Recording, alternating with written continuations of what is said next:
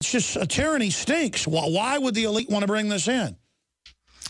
I think at the moment that the United States is a pain in the backside of the New World Order. A lot of the elitists are not in the United States. That's They're right. elsewhere, as you know.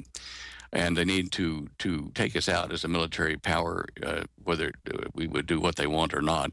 They need to weaken us to the point that they won't, the United States won't interfere with Middle East operations and operations in Australia and various other countries that the elitists want to do. They want to take us down to remove us as a threat. Russia and China know that we could probably, our military guys could probably break with the Pentagon, or with the White House anyway, and make counterattacks in event of a nuclear war starting. So they have to neutralize our military and our will to fight. That's why they're shutting the power plants down, the beef production, the manufacturing. Everything's being cut right now. It is a military operation against us. Yes, absolutely. And when they hit the internet and our phones and credit cards, hence things like that, with various worms and Trojans. It's the mega banks working with all these other crime syndicates. You can really see it. They want this country totally gutted.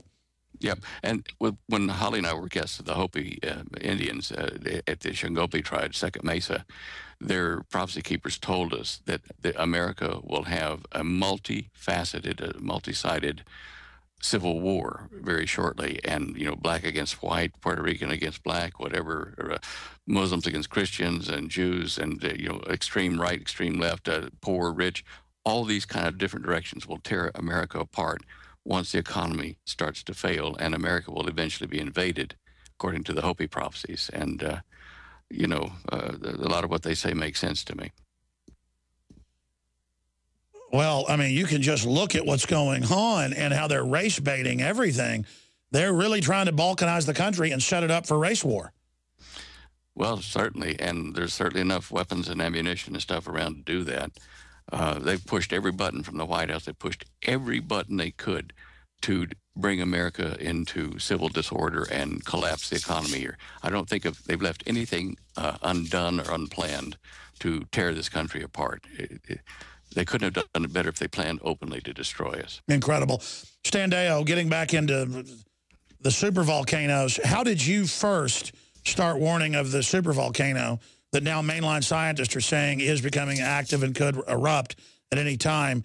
I mean, how did you first get into that, and what else are you concerned with the Ring of Fire becoming very active, all these earthquakes we've seen? How much of an increase the last few months?